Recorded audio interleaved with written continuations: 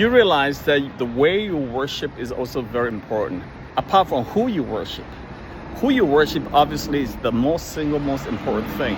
But how you worship Him also matters a lot.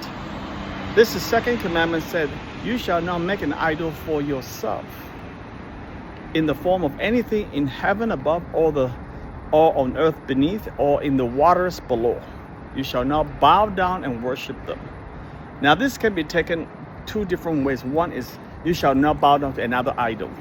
But the second way, which Presbyterians and Westminster's Catechism largely taken, is that you shall not worship God in the form of that idol. Do you get that? So we never thought of that, right? I put out a couple of videos before. But I would say that this is two ways to interpret it, but it's equally important. So why is how you worship so important? Because God said, do not make an idol for yourself in the form of anything from heaven beneath or earth or the water below. That means don't worship me using the form of anything on earth. Okay? So remember the golden cow thing. It is incredible. I always thought that they bow down to another god. But according to this interpretation, it seems like they bow down to the golden idol thinking that they're worshiping the God who delivered them. It's so messed up. All right, so, I mean, the second commandment requires, Catechism number 50, the second commandment requires us to receive, okay? To receive, respectfully perform, and preserve completely and purely all the regulations for religion and worship that God has established in His Word.